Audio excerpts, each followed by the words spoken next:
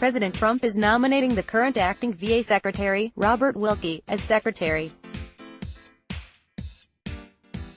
Trump made the surprise announcement at a White House meeting and said Wilkie doesn't know this yet. Mary Louise Kelly, host. The pick wasn't surprising, but the announcement was. President Trump today nominated the VA's acting secretary, Robert Wilkie, to become the next Secretary of Veterans Affairs. Trump was speaking at a meeting on prison reform when he introduced Wilkie, praised the job he has been doing at the VA, and he then announced his decision apparently without telling Wilkie in advance. NPR's Qui Lawrence covers veterans. Qui Lawrence byline: Trump fired his first Secretary of the VA, David Shulkin, by tweet in March. He then nominated his White House physician, Rear Admiral Ronnie Jackson, to the post. Critics say it was ill-advised since Jackson had never run a large organization, and some basic vetting soon uncovered numerous allegations of misconduct. When that nomination sank, veterans organizations feared the VA could be rudderless for a long time. But Robert Wilkie, who still holds his job as Undersecretary of Defense for Personnel and Readiness, has been acting like more than an acting VA secretary, which impressed President Trump, who introduced him at a White House meeting today.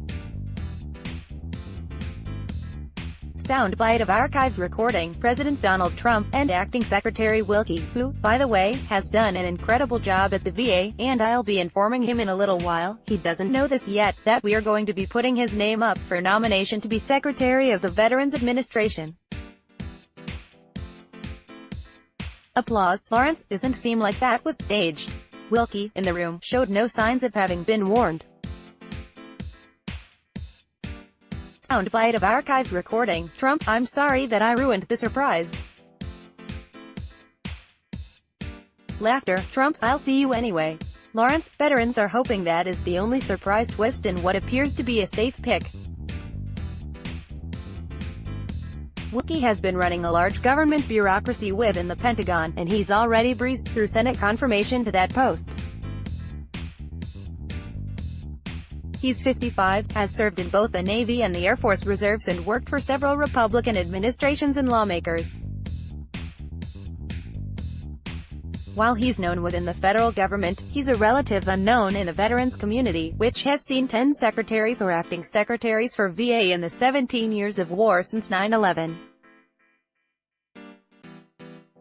Paul Rieckhoff is with Iraq and Afghanistan Veterans of America. Paul Rieckhoff: our members have been really clear about what they want to see from the next leader of the VA. Most of all, they need a committed, focused person who's going to put veterans above politics. Lawrence: political intrigue continues at the VA. Former Secretary Shulkin was fired after rivals in the Trump administration openly plotted his downfall. Since then, many senior VA officials have left, complaining of a politicized atmosphere at VA with a focus on loyalty to President Trump. And there's an existential question, says Rieckhoff. Rieckhoff: we look especially to see if Wilkie's going to expand privatization of the VA, which veterans nationwide continue to overwhelmingly oppose. Lawrence: while VA has always relied on some help from private doctors, there are concerns that spending on the more expensive private care could put VA into a death spiral where it starves its own health budget, resulting in worse care at VA, resulting in more private care spending.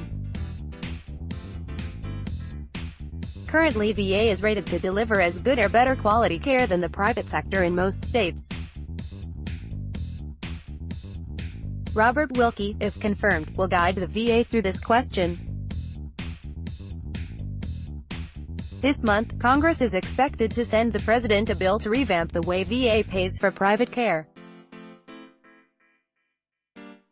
It has overwhelming support from veterans organizations, but even some of them are deeply concerned that it could be implemented in a way that puts VA on a path toward privatization. Qui Lawrence, NPR News. Copyright 2018 Nepalese rupees. All rights reserved. Visit our website terms of use and permissions pages at www.npr.org for further information. NPR transcripts are created on a rush deadline by Verbatim, Inc., an NPR contractor, and produced using a proprietary transcription process developed with NPR. This text may not be in its final form and may be updated or revised in the future. Accuracy and availability may vary. The authoritative record of NPR's programming is the audio record.